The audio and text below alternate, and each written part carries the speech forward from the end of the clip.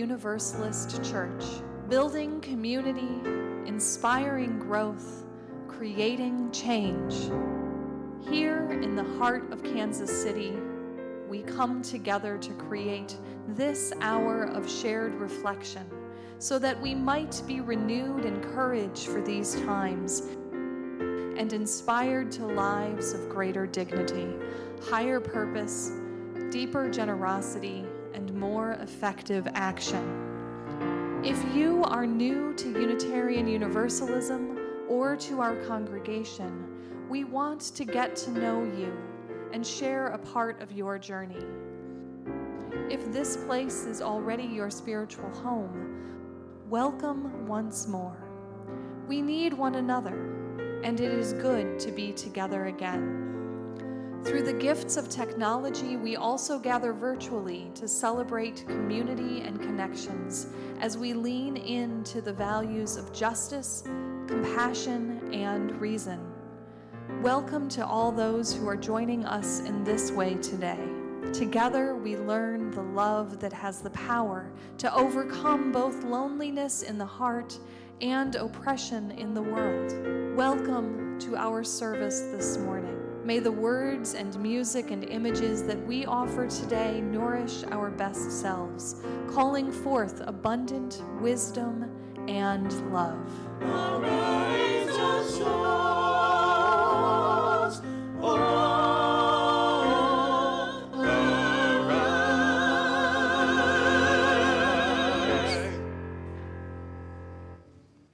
Good morning.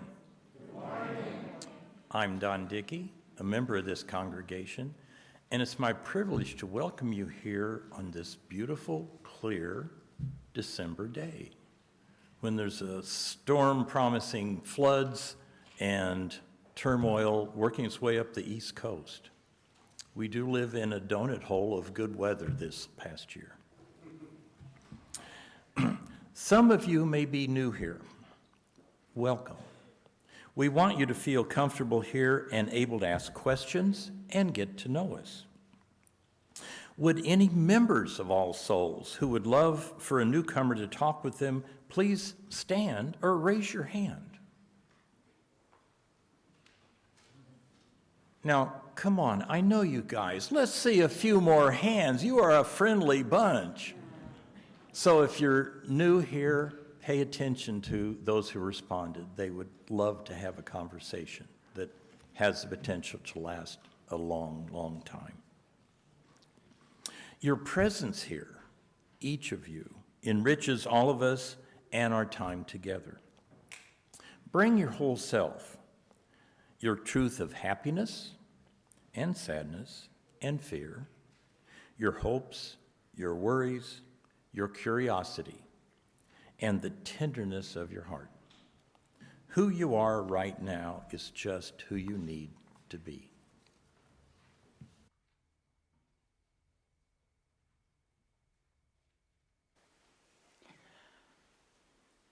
We gather to renew the bonds of community in this season of anticipation and uncertainty. The weather folks tell us that we are bounced on the thin edge between chill winds and frozen snow, an hourly gamble with the possibility of ice underfoot. And I think our spirits, too, balance uneasily between cynical exhaustion with the skeptical suspicion that it is, in fact, all humbug, and a hidden longing to be touched by some small spark of hope, some vagrant glitter of the season's promise. Is there truly light in the gathering darkness? Shall we lift our voices yet again to sing of peace and goodwill, knowing what we know, remembering what we have seen and heard and done? Tidings of comfort and joy, really? Yet with snow or without it, the holidays are upon us. Thanksgiving and Hanukkah have been and gone. In a few days, the longest night of Solstice, then Christmas and Kwanzaa and the turning of the year. There are still presents to gather, cards to send, if we are to tend the ties that keep us human. There are lights and music to beguile us if we let them. There are parties and guests and children to draw us into the whole enterprise once again. The holiday spirit, if we will embrace it, give way to it, prepare room in our hearts. In this hectic time, may we find small moments of peace, little pockets of time when it is possible to be still, to appreciate the stark beauty of winter's landscape, and to breathe amidst the pleasures and demands of this season. The celebration of light in the darkness of the year belongs to no one tradition or theology. It is the common property of humankind, even we who are rationally minded and skeptics. And so we kindle this, our chalice light, and join with the rest of our kindred humanity to acknowledge our need of one another and our gratitude for all that warms us and shines in our hearts and makes festive these days.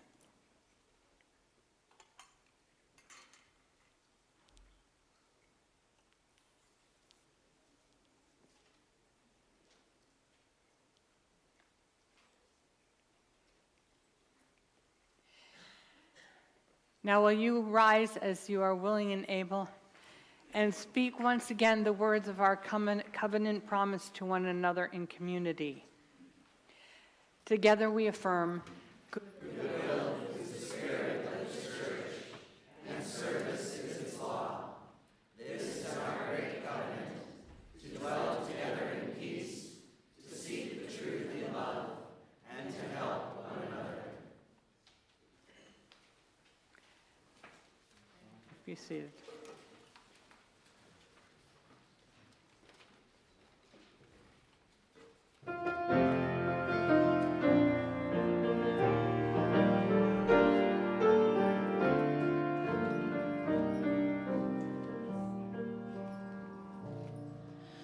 When the deer has bedded down, and the bear has gone to ground, and the northern goose has wandered off to warmer bay and sound. It's so easy in the cold to feel the darkness of the year, and the heart is growing lonely for the morning.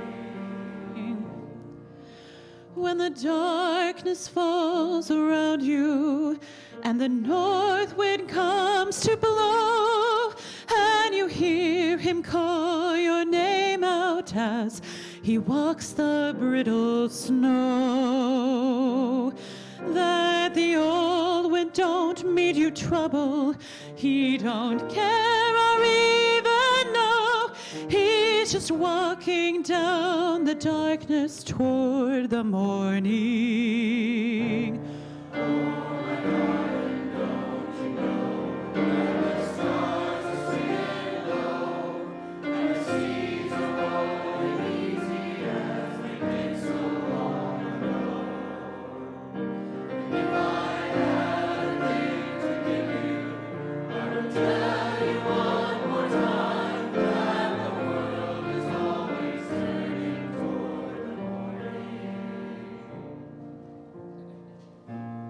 It's a pity you don't know what the little flowers know. They can't face the cold November.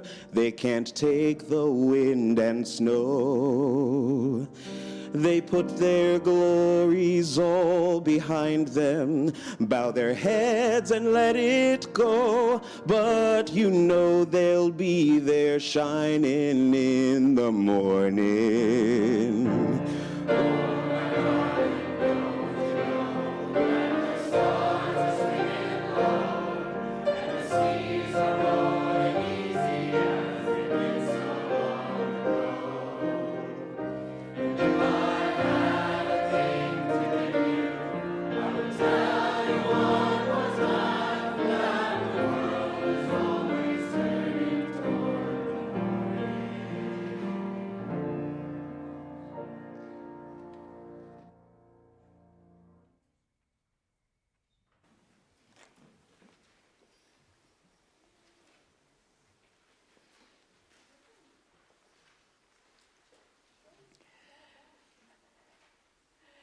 These are the darkest days as the earth deepens into the stillness of winter. Night falls early, dawn comes late. The cold of the year increases upon us, the waters harden, and one day or another before long will come again the obliteration of snow. The energy of nature slows, turns inward. The sap holds still in the trees. Creatures tucked into burrows and hollows sleep away the frozen month. But the human spirit rebels against this quiescence. Since the earliest days of our awareness, people have watched the skies to measure the turning of the year, to tell the pattern of the stars and the sun's return. And we have made feast and festival at this darkest moment, have brought fire and candlelight, gifts and songs, revelry and rejoicing. With stories of magic and power, we remind ourselves of the world's possibilities and our own great dreams, of the courage, compassion, and wisdom that abide within us, even at the darkest moments. At the death of the year, we celebrate life and birth, the turning of the world toward morning, and the enduring vision of peace on earth, goodwill among all people. May this moment of centering silence and community nurture you and give you peace. Let's be quiet for a moment and breathe together, while I invite those young people who would like to help us with our next song to join me up here at the platform and get a bell so you can ring it when we show you. And we will need you also to help us collect the bells again at the end of the song so that we will have them for next year. But our song will be more fun if you will come help us out for a minute right now. And you can bring your grown-ups if you want to. Come on up and Melanie will give you a bell. And what you're going to do is watch the choir. Choir, can you show them your bells? When they ring their bells like that, you ring your bell too, okay?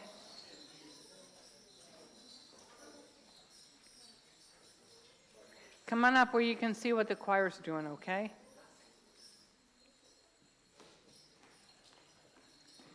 Thank you, grown-ups. That's great. Hey, let's practice. So everybody watch the choir. When the choir rings their bells, you ring your bells, okay? Here we go. And look. Perfect. And the bell choir is going to play with us. Here we go. We're going to sing this song.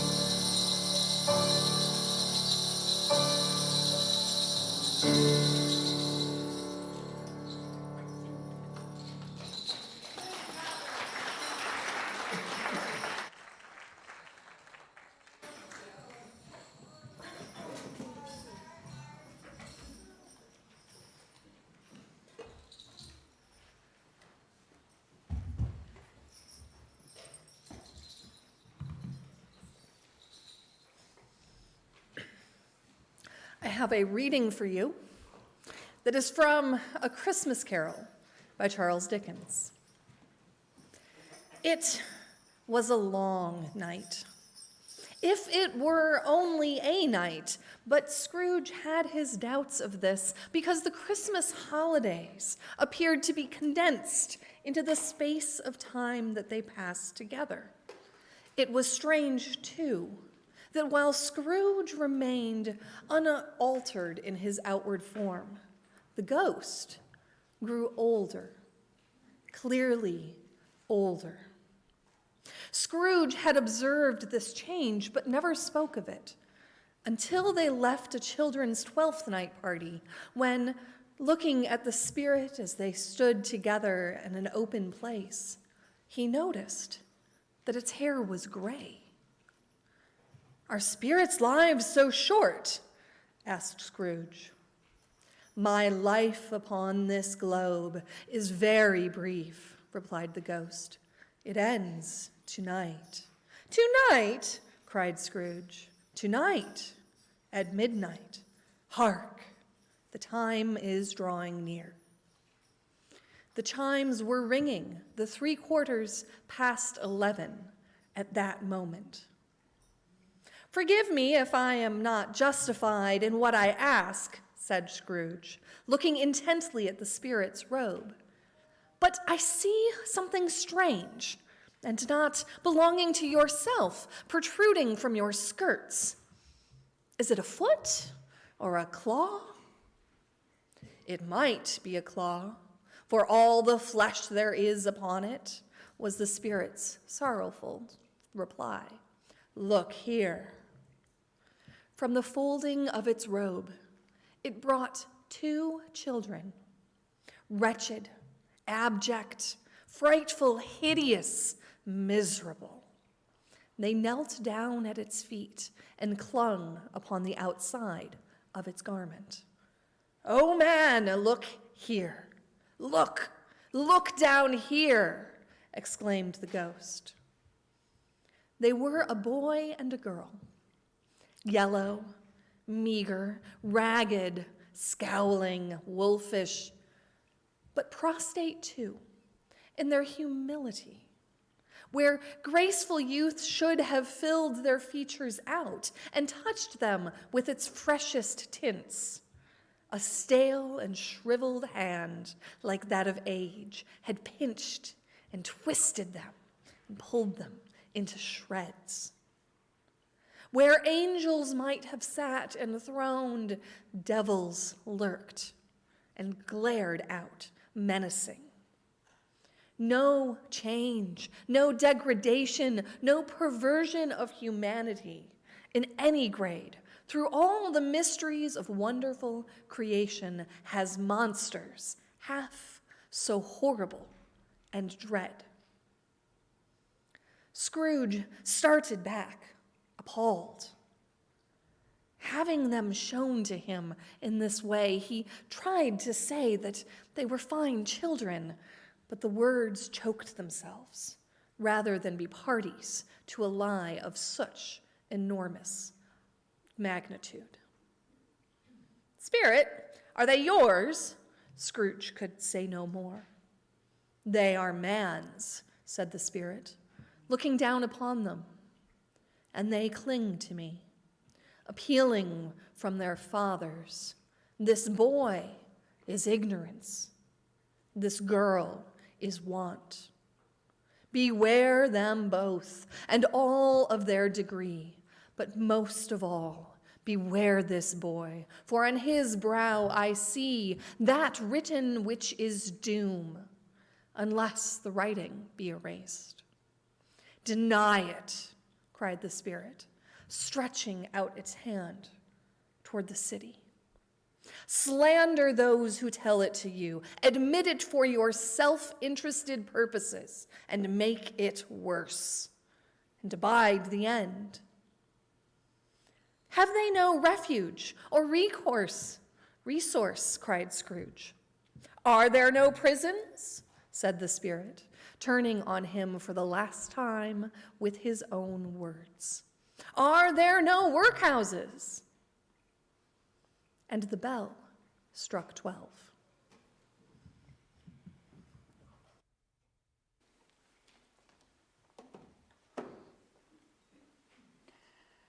Charles Dickens is one of those historic literary figures that we can claim with confidence.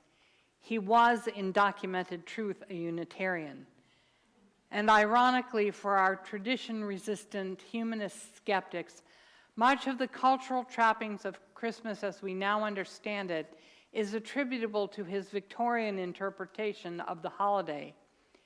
Dickens' creative vision of a morally uplifting Christmas includes the sense of responsibility for ameliorating the miserable conditions of the poor, a notion that would inspire Louisa May Alcott and countless others to widen the concept of gifts to demand that attention be given to those whose need is greatest, even or especially when they are not members of our usual social or kinship circles. In our own century, we have done away with the workhouses of which Scrooge is initially so fond. But the stunted offspring of ignorance and want continue to cling to the hem of the Christmas spirit, and our cities continue to abide the consequences of denying their claims and their very existence. The poverty that may be hidden away in the warmth of summer shows its true harshness in the teeth of winter. Little hands blue with cold, tiny tummies hollow with hunger, lives stunted by lack of attention and care, young minds numb with neglect and indifference. They are not far to seek here in our own Kansas City. They are the inheritors of generations of poverty and oppression. They are immigrants lurking in the shadows. They are refugees from the economic and political and personal brutalities of our culture. They are the broken warriors who once defended our country. They are the thrown-away children trying to raise each other on the dead-end streets. What does the light in the darkness, the song of the angels, the star of hope mean to them? What is the spirit of Christmas for them? It can only be one thing, and that is our hands, our compassion, our generosity. There is no honest celebration of this season for any of us that does not include some act of mercy on behalf of those who know the bitterness of elemental want. However little we may think we have, there is always someone for whom we might truly represent the essence of Christmas, and through that act rediscover it for ourselves. Now, as the days darken and winter takes hold upon the earth, it is time to think with renewed compassion of those brothers and sisters who need our help that might so easily be within our ability to offer, that might make our holidays truly joyful and change our lives if we would open our hearts and share. Legend has it that even kings and their royal servants must notice the need of those around them at this season. So let's stand and sing.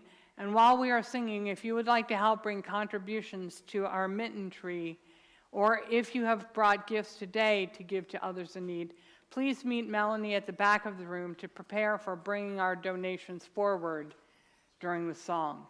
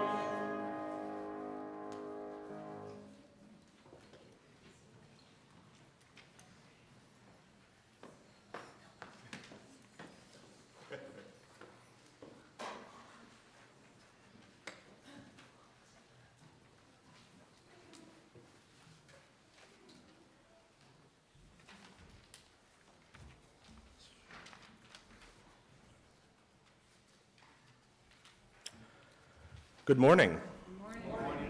My name is Matt Griggs, and I was asked to speak today about the RE and music programs, specifically as it relates to being a father of 3 young kids here at All Souls. I started coming to this church sporadically when my parents joined in 1999. My wife Courtney and I joined when we were married by Reverend Jennifer Brooks in 2012, and each of our children has been coming to All Souls essentially since birth. One of our family's favorite parts of this church is undoubtedly the music. Not a Sunday passes that I don't sit there and marvel at the choir or the soloist or the special musical guest.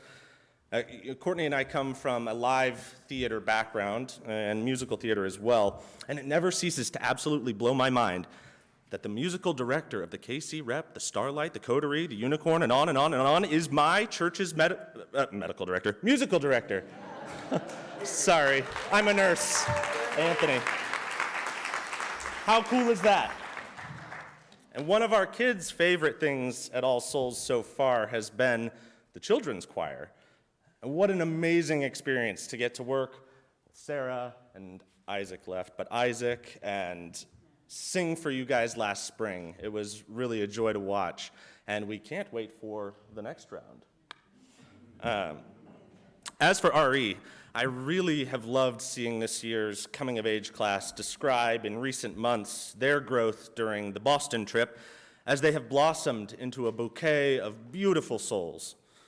The Boston trip, I think it is safe to say, is at the forefront of our congregation's collective image of what religious education looks like, as it should be. It is, as we have heard described, life-changing, truly the culminating event of All Souls religious education experience. And I'm excited for when my kids get to do that. But today, as a father of All Souls children 8, 6, and 3, I ask us to think of the many, many years that come before that heralded trip. Thousands of volunteer hours from members who help to plant the seeds and water the spirit of religious curiosity. Thank you to Anne, Carissa, Jason, Aaron, and all those who have given so generously of themselves in years prior. And thank you to Kellen in the nursery. We want our kids to feel comfortable coming to church, and we want them to want to come to church. And it all starts right over there. All Souls has been a safe place where I feel good bringing my literal babies and watching them grow and learn and develop into their own individual identities. And as we enter the final weeks of the year and approach the solstice, the longest and darkest of nights, it is important to always be thinking of the next year's harvest. And as any gardener will tell you, it starts with seeds. I ask you to consider giving today to help ensure our religious education and music departments continue to plant those seeds for many generations to come. The offering will now be given and gratefully received.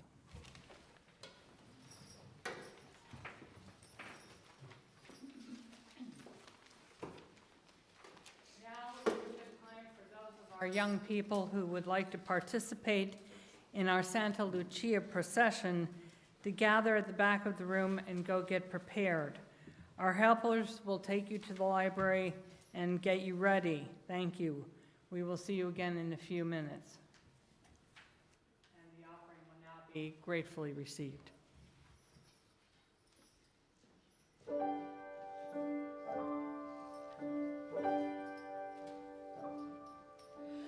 Christmas makes you feel emotional.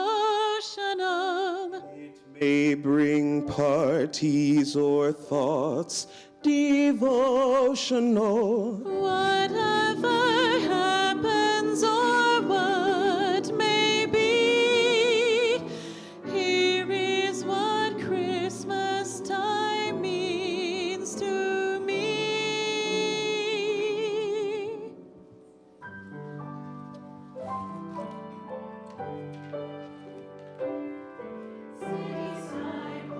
Busy sidewalks, dressed in holiday style. In the air there's a feeling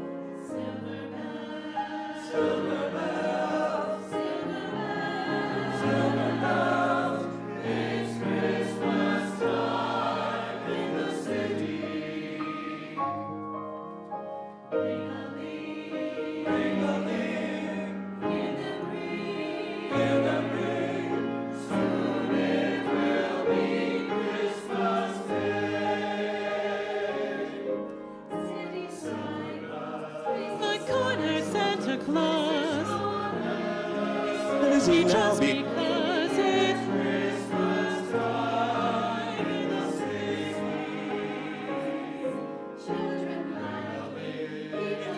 the winter air? You hear it everywhere.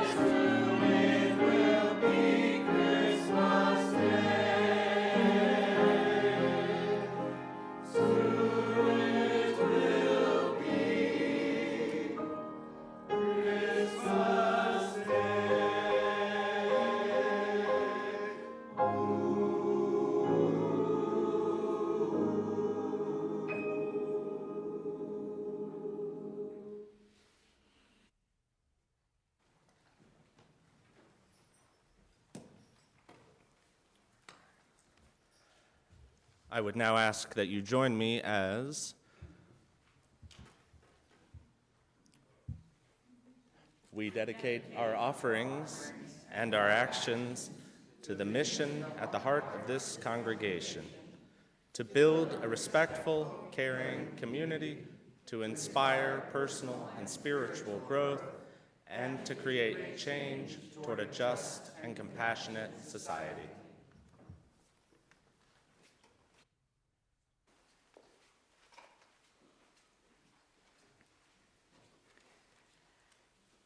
There are two different ways of thinking about abundance. One is the image of an earth whose abundance sustains us at all times, so that when we reach out our hands, whatever we need is there. It is an abundance founded on trust. The other is the assurance of accumulated abundance, the piled up stores of labor past, laid by for the provision of our future needs. It is an abundance founded upon prudence and foresight. The human race evolved in a context of abundance all around, in which the natural environment supplied all that was necessary to sustain life. It wasn't always comfortable, and it didn't always offer much choice. You ate the plants that were in season, got used to the shelter that could be found. And it was a haphazard abundance, which included the ever-possible risk of famine if any one season failed of its usual provision. The advent of agriculture more than anything else changed that. Humanity learned not just to accept what the earth offered, but to cultivate it, and through that effort to create surplus, which could carry the whole community through an unusually barren time. With that ability came another shift, from a nomadic wandering that lived lightly upon the earth to permanent settlements in villages and cities. It was grain which made this possible, barley and wheat, rice and maize, that could be stored in barns and granaries to draw upon in times of natural scarcity. The knowledge of farming and of preserving grain in turn made possible two other important developments in human culture. One was the capacity to tolerate winter, to migrate and settle away from the temperate equator to places where a barren season was not an environmental accident, but a predictable annual event. Only through the technology of storing surplus grain could human creatures survive in the more northern and southern latitudes. The other shift was the option for individuals to specialize in skills apart from subsistence food production. Both the inventions and discoveries of science and the accumulated wisdom of the arts became possible when people with these aptitudes were released from urgent hunger by their neighbors' ability to harvest more food than they themselves needed. Such fundamental cultural structures are always understood mythically as gifts from the gods, and agriculture, which was often initially the province of women, was frequently connected with female spirits or goddesses. The pre-Christian Scandinavian traditions were no exception, and the figure of Santa Lucia, as we know her today, is a weaving together of several ancient traditions, many of which were part of folklore long before the Christian era. Norse, Celtic, Germanic, and Roman traditions all contain images of female holy figures, sometimes said to be brides of the gods, who are associated with lights and lamps, the winter solstice, stored grain, and ships, and cats. Cats are commonly connected with the goddess of grain because they were originally domesticated, to whatever extent they are in fact domesticated, as guardians of the storage places in order to keep rodents from devouring the stores of grain. The pagan goddess Freya, who presided over Yuletide sacrifices with her brother, the god Frey, was pictured as wearing a shining golden necklace and driving across the sky in a chariot pulled by cats. Although her tradition is still honored in our name for the 5th day of the week, with the Christianization of the Germanic and Scandinavian people, many of the legends associated with the spirits of fertility and grain were transposed onto the Virgin Mary and other Catholic saints. Many superstitions that clustered around the time of the winter solstice became connected with an Italian martyr of the 4th century named Lucia. In the Christian era, Lucia was the beautiful daughter of a wealthy family in Syracuse, a town on the island of Sicily. It is said that during the time of persecution, she carried food to the Christians hiding in dark underground tunnels, wearing a wreath of candles on her head to light her way because her hands were full. In support of this mission, she gave away her dowry, and an angry suitor reported her activities to the Roman authorities. Tradition holds that she was martyred on the day of the winter solstice. Years later, when the island of Sicily was in the grip of a severe famine, the people of Syracuse gathered in their cathedral to ask for help in the name of St. Lucia, and as they prayed, a ship full of grain sailed into their harbor. This story is remarkably similar to a Swedish tradition that once in the worst of a winter famine, a ship loaded with food came sailing across Lake Vänern with a beautiful woman dressed all in white standing at its helm. As Christianity spread throughout Scandinavia, Santa Lucia, whose name means light and whose feast day fell on the solstice, became connected with the pagan female deities of the sun. This was under the Julian calendar when the solstice fell on December 13th. In the 14th century, when the calendar was reformed, the solstice became later in the month, but the feast of Santa Lucia remained on the date of the 13th, and many of the northern customs formerly associated with the solstice stuck with Lucy's Day. There are several possible reasons for this, some or all of which may be true. The existing indigenous Scandinavian tradition of Lucinata, or the night of the winter solstice, was full of superstitions about a powerful female spirit named Lucy, who would punish a disorderly household that was unprepared for winter. There was a suggestion that on this night, animals had the power of speech and could complain to the Lucy spirits about their treatment, so they were given an extra measure of feed for the evening. The expectation was that all threshing of the grain gathered from that year's harvest was to be completed before Lucy's Day, and the result was that households often stayed up far into the night and the early hours of the morning to finish this task by the proper time. Families would illuminate all the rooms of the house all night in order to prevent damage by the Lucy spirits.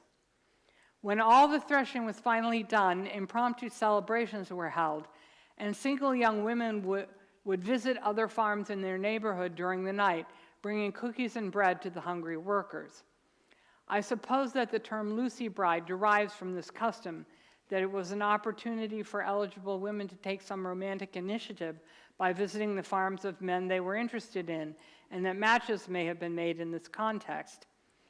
The other tradition that I suspect may also have been promulgated by women was the idea that it was bad luck to do any work which involved circular motion, such as spinning, stirring food, or running a millstone or grindstone or scrubbing on Lucy's Day, in case the sun might be confused in its orbit at the crucial moment of the solstice and fail to turn again toward increasing light.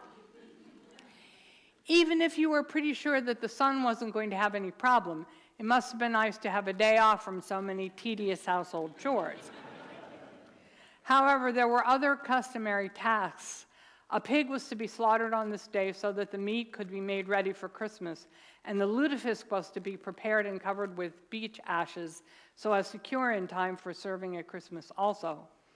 All preparations for the Yule celebration, such as sewing and weaving, cleaning and decorating, were supposed to be completed before St. Lucy's Day, and it was something of a holiday.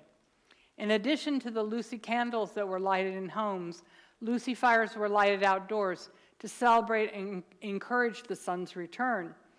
People would throw incense on these fires, play music on trumpets and flutes, and bathe themselves in the smoke for good luck and protection from danger from the spirits. Of course, Lucy and Lucia, especially its diminutive Lucy, sound very familiar, and they both originate from the Latin stem lux, which means light, appropriate for the shortest day of the year. Today, in some regions of Italy, Santa Lucia is still celebrated at this time with the dessert of whole wheat grains steamed in milk with chocolate, a once-a-year treat. Other special foods of Lucy Day continue to include cooked grains or porridge and spiced bread such as gingerbread and saffron buns, known as Lucy cakes or Lucy cutter, with hot coffee or chocolate. Authentic Lucy cutter are often shaped like the solar wheel, and by a pun they are also known as Lucy catter or Lucy cats, and are said to be the devil's cats which the saint has domesticated. A custom in Hungary is to plant wheat grains in a small pot on St. Lucy's feast day. By Christmas, green sprouts appear, signs of life coming from death in the midst of winter. The wheat is then carried to the manger scene as a symbolic reminder of Jesus' resurrection and presence in the communion bread.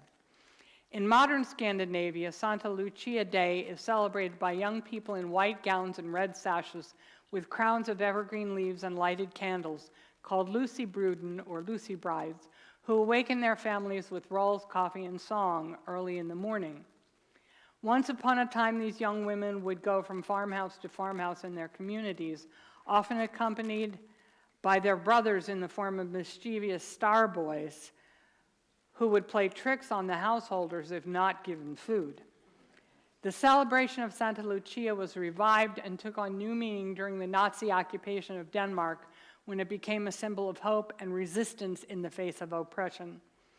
Today, the Lucy Bruden are more often seen in public torchlight parades or in schools or churches. In Stockholm, the honor of crowning the year's Lucy Bride always goes to the winner of the Nobel Prize in Literature.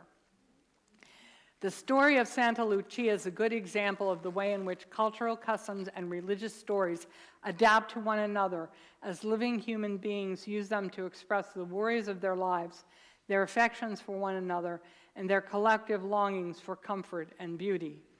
Now I invite our own Lucy brides and star bearers to come forward, and the choir will sing her traditional song in words as close as I could come to what I'm told the Swedish original means.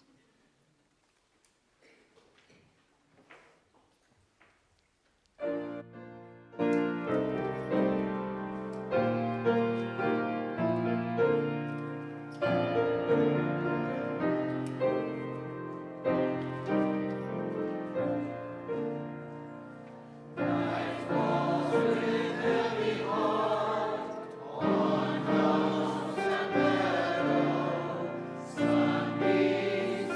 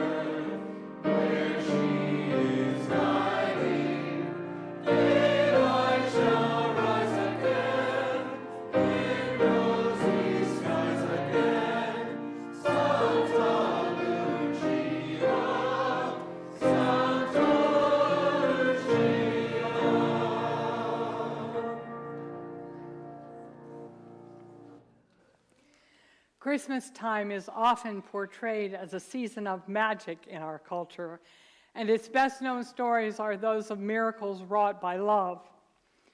Underneath all the glamour and tinsel and mystery at the genuine heart of this season beats the simple truth of our everyday love for each other, of parents for their children, of sisters and brothers, of lovers, of friends, of family and home. One of the sources of our strength in difficult days is the rituals of love that give identity and continuity to our families, our friendships, our communities. In little acts of loving service or in willing generosity for someone else's good, we reaffirm our own humanity and the human kinship that brings compassion and peace into the world.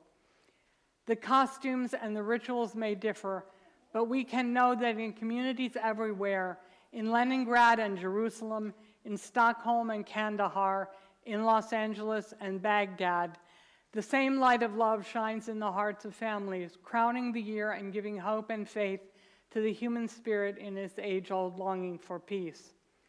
Our Lucy brides will be circulating in the foyer with their trays as you leave the service.